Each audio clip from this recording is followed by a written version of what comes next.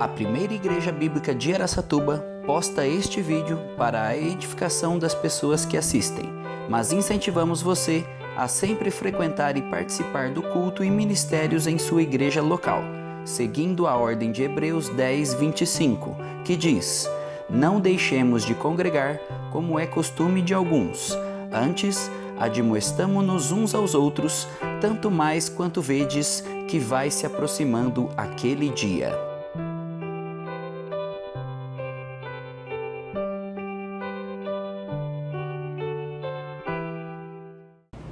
Hebreus 10, vamos ter a projeção, daí todo mundo que tem atualizada, é longo o texto, começando com o verso 26. Eu começo: porque se vivermos deliberadamente em pecado, depois de termos o pleno conhecimento da verdade, já não resta sacrifício pelos pecados. Pelo contrário, certa expectação horrível de juízo e fogo vingador, prestes a consumir os adversários. Sem misericórdia morre pelo depoimento de 2 ou 3 testemunhas, quem tiver rejeitado a lei de Moisés.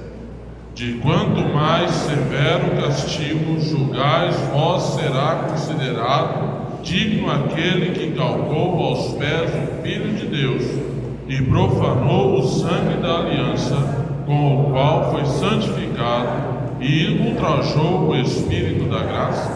Ora, nós conhecemos aquele que disse: a mim me pertence a vingança, eu retribuirei. E outra vez, o Senhor julgará o seu povo. Horrível coisa é cair nas mãos do Deus vivo. Lembrai-vos, porém, dos dias anteriores, em que, depois de iluminados, sustentastes grande luta e sofrimentos. Ora, expostos como um espetáculo, tanto de opróbrio quanto de tribulações, ora, tornando-vos coparticipantes com aqueles que desse modo foram tratados. Porque não somente vos compadecestes dos encarcerados, como também aceitastes com alegria o espólio dos vossos bens, tendo ciência de possuirdes vós mesmos patrimônio superior e durável. Não abandoneis, portanto, a vossa confiança, ela tem grande galardão. Com efeito, tendes necessidade de perseverança, para que, havendo feito a vontade de Deus, alcanceis a promessa. Porque ainda dentro de pouco tempo, aquele que vem virá e não tardará. Todavia, o meu justo viverá pela fé, e se retroceder, nele não se compraz a minha alma. Nós, porém, não somos dos que retrocedem para a perdição. Somos, entretanto, da fé para a conservação da alma. Eu quero destacar para nós lermos juntos o versículo 36. Verso 36. Com efeito, tendes necessidade de perseverança, para que, havendo feito a vontade de Deus, alcanceis a promessa. Hoje nós chegamos numa parte sobre o estudo aqui em relação à advertência, em relação à apostasia. Eu já tenho falado sobre apostasia quando nós tratamos desse assunto em 1 João. Mas quando chegamos aqui, nesse texto, nós encontramos algumas palavras bem duras. Esta é a terceira advertência, é a advertência mais severa do livro de Hebreus. Nós já vimos em Hebreus 2, 3, como escaparemos nós se negligenciarmos tão grande salvação. E nós vemos que aquilo aplica também para o crente que negligencia, que não dá valor a tão grande salvação. E nós vemos aqui a apostasia. A apostasia é o desvio da fé. E Deus odeia o pecado de apostasia. Essa apostasia é a resposta negativa para a nova aliança.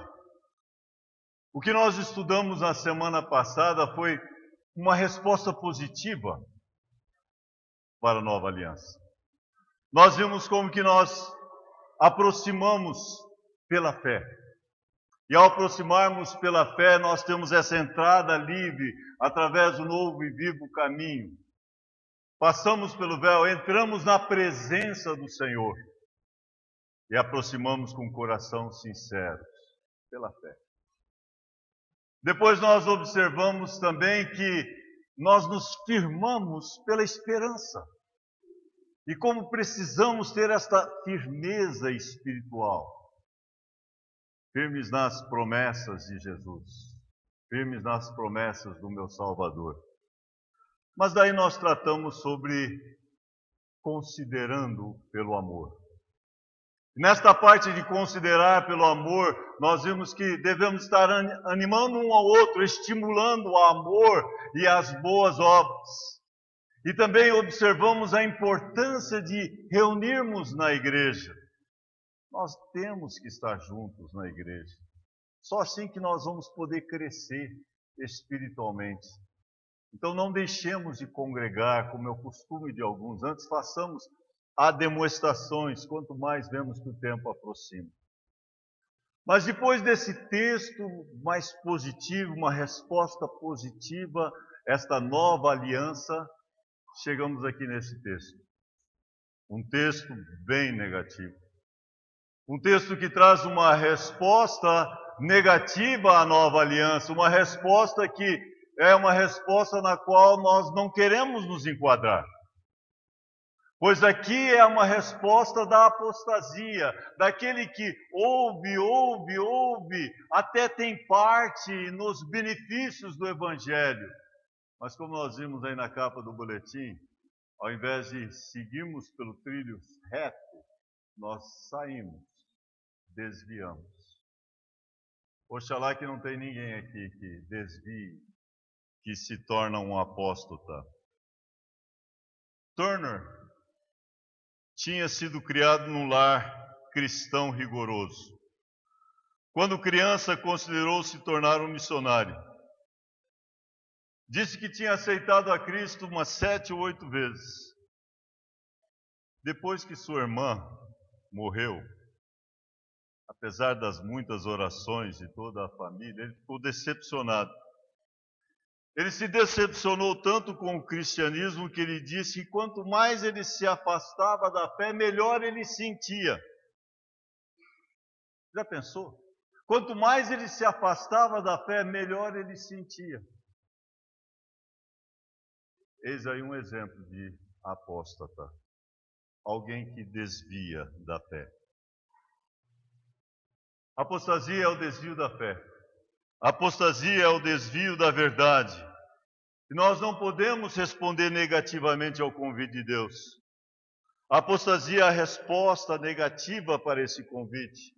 Mas nós, como crentes, temos que ter confiança e perseverança. Confiança e perseverança caracterizam o verdadeiro cristão. Você tem confiança? Você é perseverante? Se você tem confiança e é perseverante, você é um verdadeiro cristão.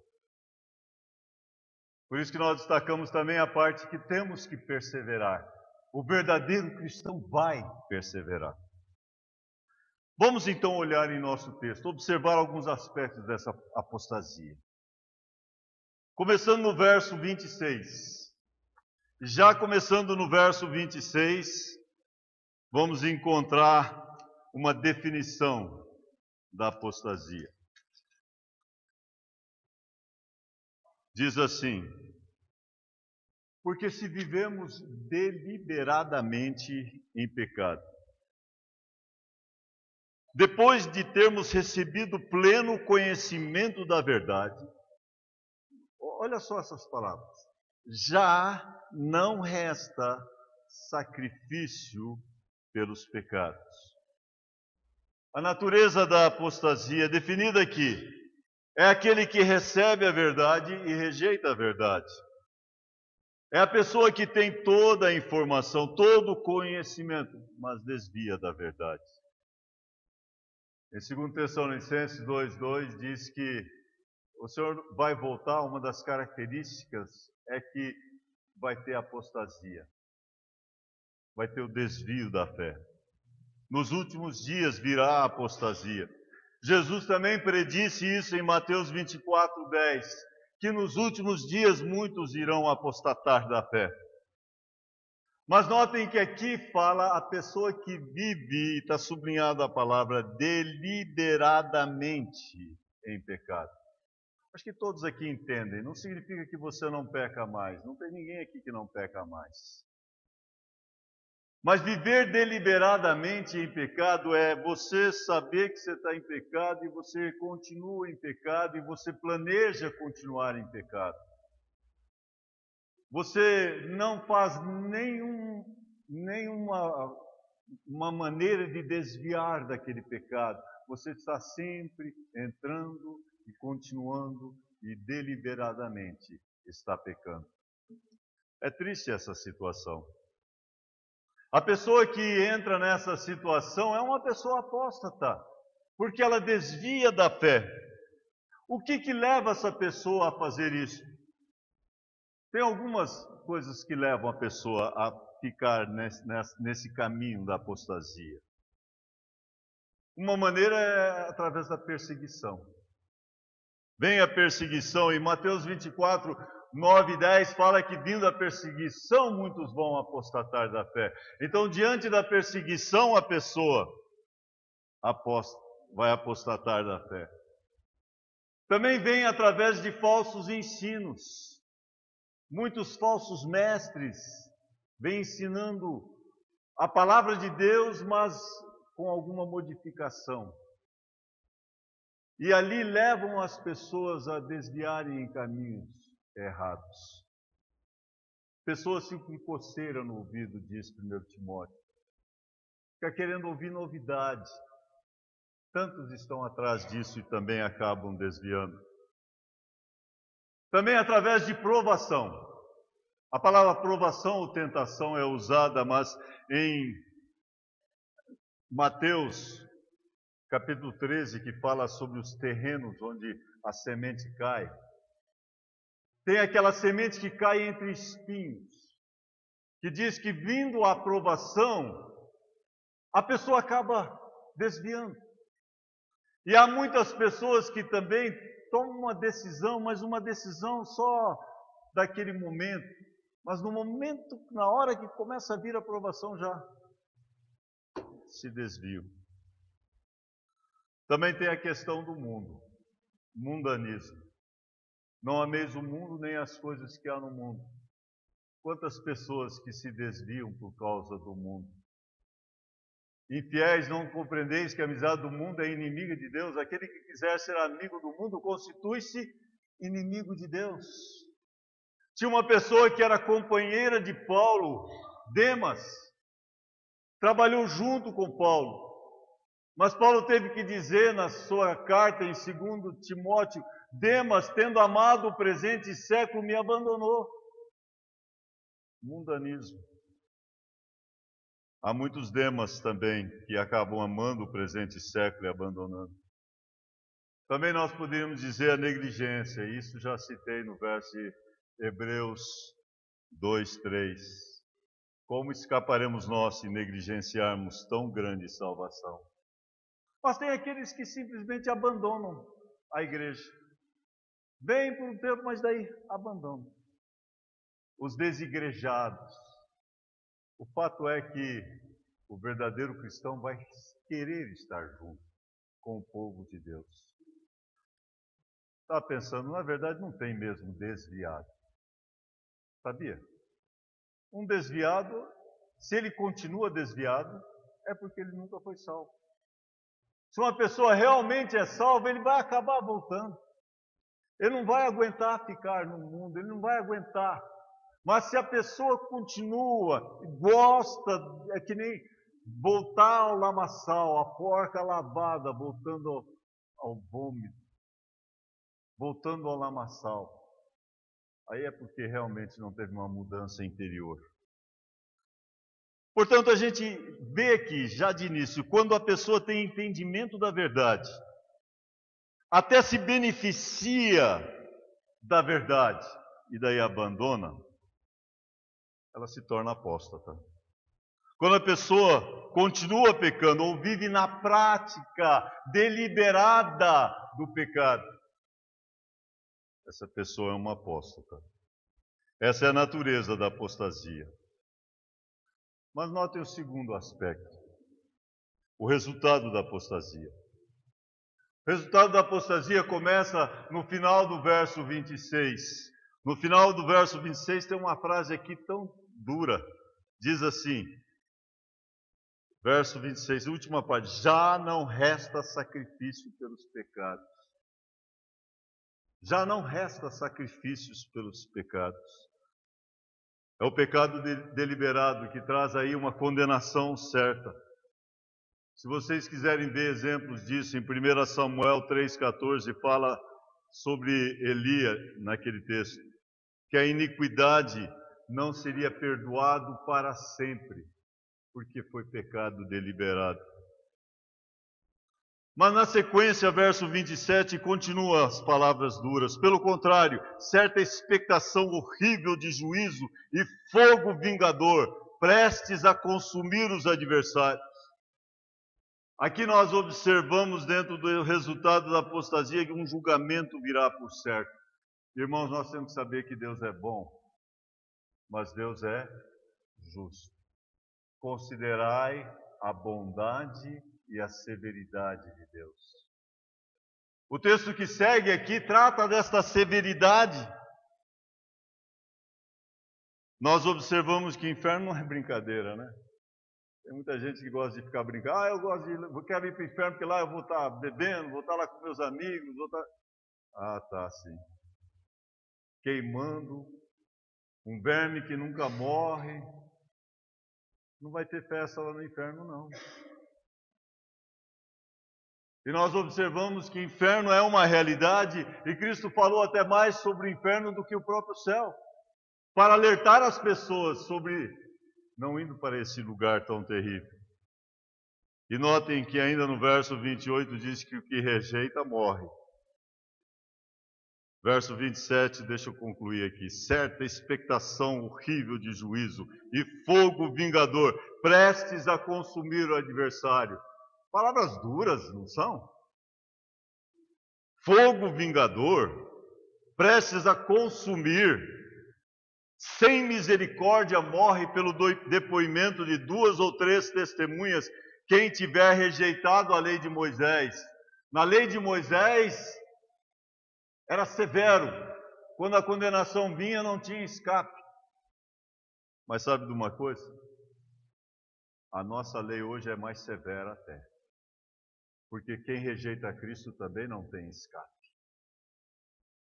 Quem tem a oportunidade, teve a luz, teve a compreensão e rejeita, ele não vai escapar.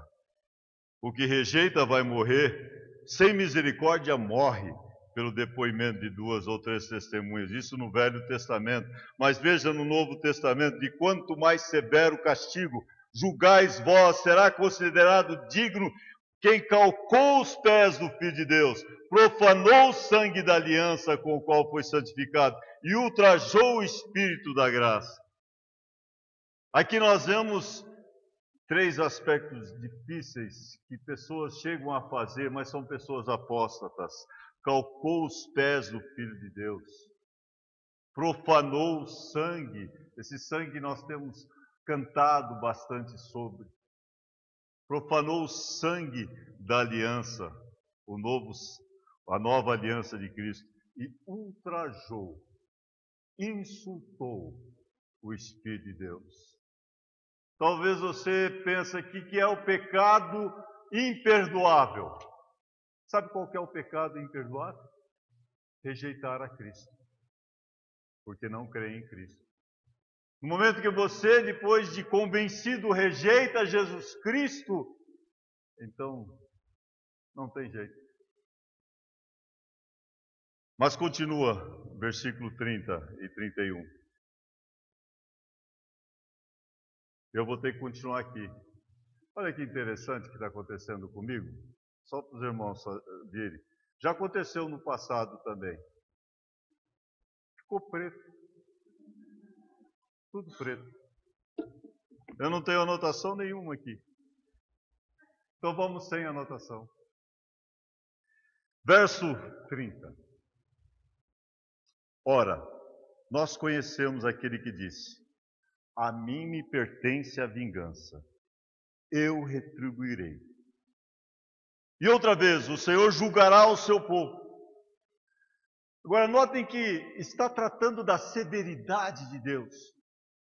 Deus é bom, mas Deus é também severo. E quando você pensa, a vingança pertence ao Senhor, é só nós lembrarmos que quando Cristo volta em sua glória, Ele vai pisar o lagar das nações. Aí vai ser derramado a sua ira sobre os homens que rejeitam a Deus. A vingança pertence ao Senhor. E o verso 31, vamos ler juntos. Que trecho difícil. Mas vamos ler juntos. Horrível coisa é cair nas mãos do Deus vivo. É assustador? Horrível coisa é cair nas mãos do Deus vivo. Mas coisa maravilhosa é estar nas mãos do Deus vivo. Quando nós cremos em Cristo como Salvador, nós não temos mais a condenação. Nós estamos nas mãos do Senhor. Mas horrível coisa é cair nas mãos do Deus vivo. E quando nós pensamos naquelas pessoas que ficam rejeitando a Jesus Cristo, um dia eles vão ter a condenação eterna. Horrível coisa vai ser cair nas mãos do Deus vivo. Eu não posso nem pensar como foi a mensagem tão famosa. O pecador irado. O pecador nas mãos do Deus irado. Obrigado, meu irmão. Disse que quando esta mensagem foi pregada, ela foi pregada para a congregação inteira e foi lida, vagarosamente lida. O manuscrito não sumiu. Quando terminou de ser lida, todo mundo estava em prantos. Toda a igreja, todos que estavam ouvindo choraram. E começou a haver um avivamento. Justamente por causa do temor de ir para o inferno. Irmãos, eu lembro quando nós passávamos sempre aquele filme Inferno em Chamas, quantas pessoas que aceitaram a Cristo, o temor. Não é verdade? Horrível coisa é cair nas mãos do Deus vivo. Devia ter muito mais esse temor de Deus hoje. Pessoas estão dando gargalhadas e indo para o inferno. Mas agora vamos ao terceiro aspecto. Ainda bem que tem essa anotação, os impedimentos da apostasia. Primeiro nós temos que relembrar.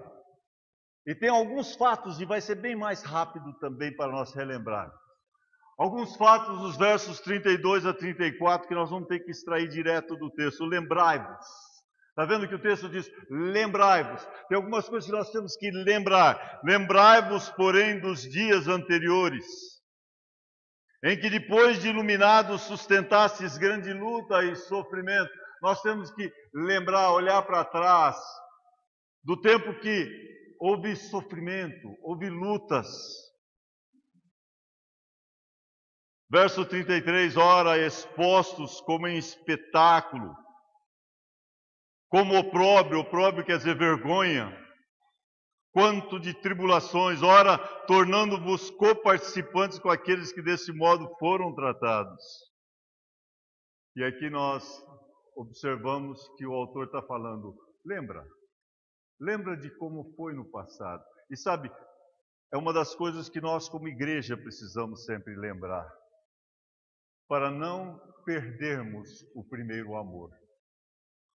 O problema da igreja de Éfeso é que eles faziam tudo direitinho, mas diz sobre ela o quê? Tenho, porém, contra ti que abandonastes o primeiro amor.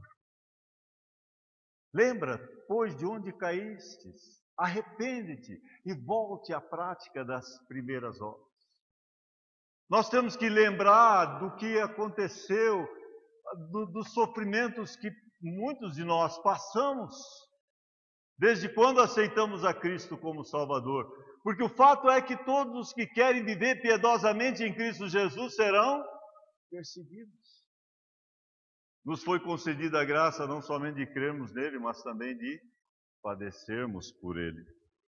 Porque não somente vos compadecestes dos encarcerados, e aqui está lembrando, como aceitaste com alegria o espólio de vossos bens, tendo ciência de possuirdes vós mesmos patrimônio superior e durável, olhando para o que tinha no futuro, olhava para trás, mas daí olhava para frente.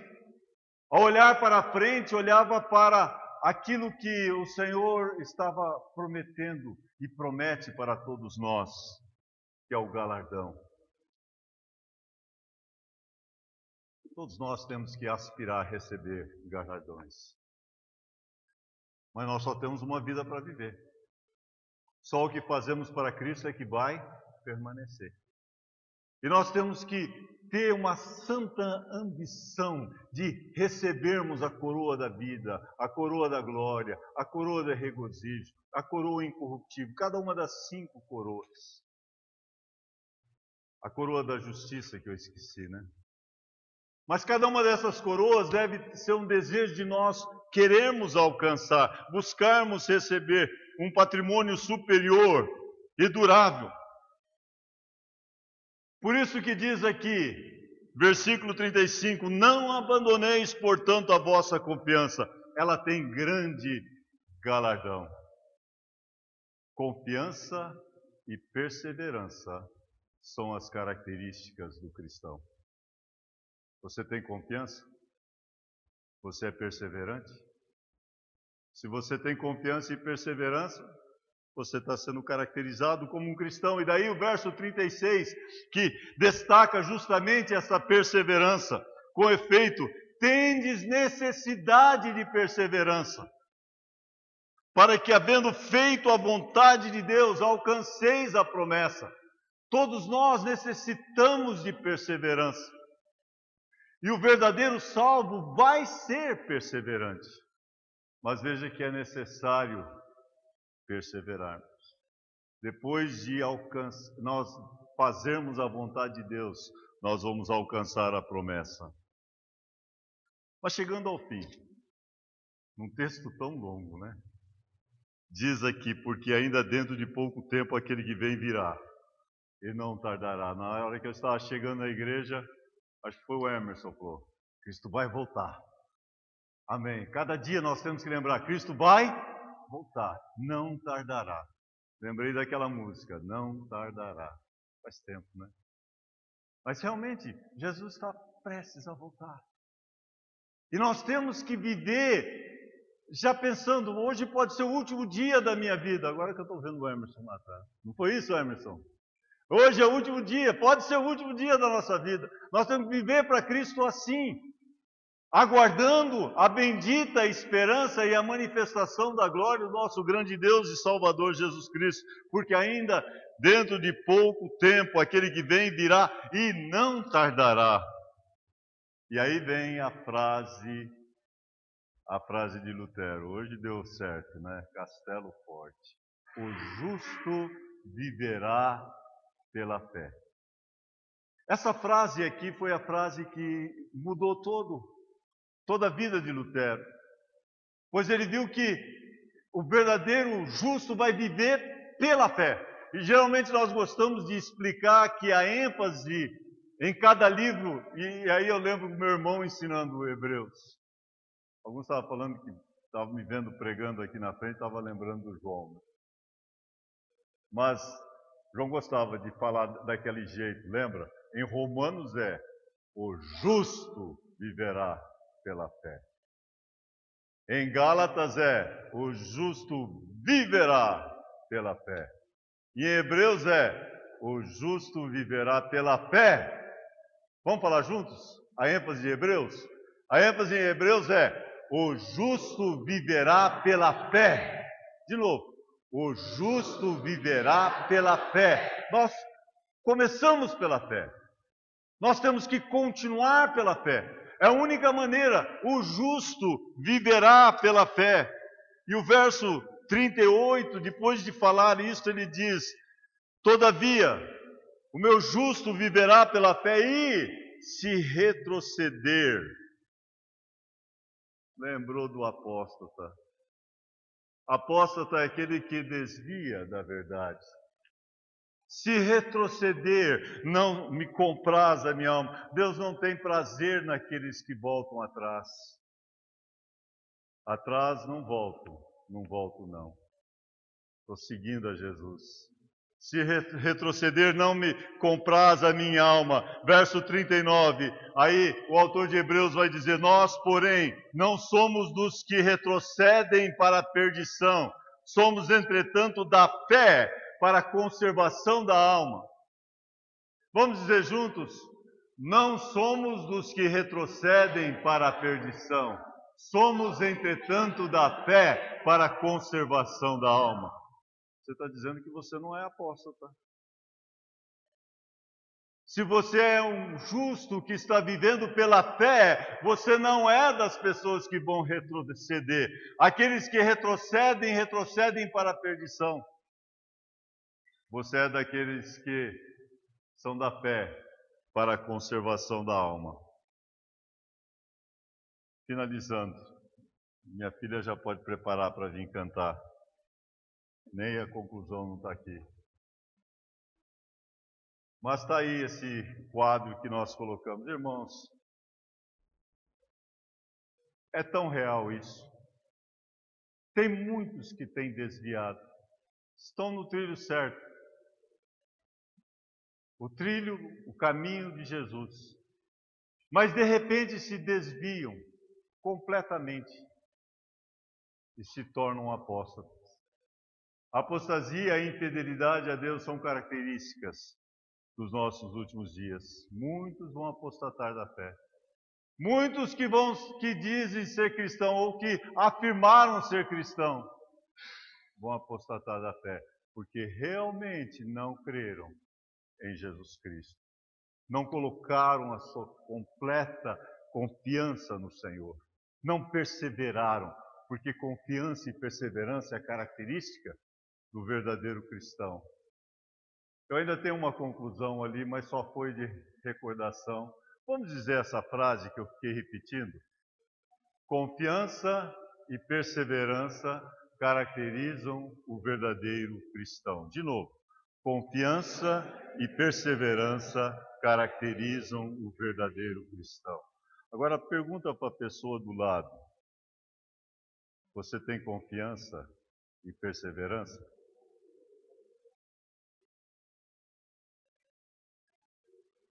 Difícil, né? Se você tem confiança e perseverança, você é um verdadeiro cristão. Vamos dizer de novo. Confiança e perseverança caracterizam o verdadeiro cristão. O verdadeiro cristão vai permanecer. O apóstata sai e não volta. Alguns até podem sair por um tempo, mas o verdadeiro vai voltar. O verdadeiro vai voltar. Mas aquele que sai e fica é porque não são dos nossos. São apóstatas. É triste. Vamos orar. Senhor Deus e Pai,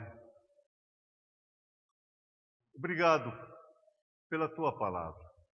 Obrigado por esse livro de Hebreus que é tão rico. Eu sei que nessa noite não fiz jus ao texto mais longo, mas eu peço que Teu Espírito possa aplicar. Que as verdades aqui ensinadas possam entrar em nosso coração. E não permitir que nós desviemos delas. Que nós possamos seguir o caminho reto do Senhor. que nós possamos ser perseverantes, que tenhamos fé, que essa confiança e essa perseverança que caracteriza um verdadeiro cristão. Eu oro em nome de Jesus. Amém.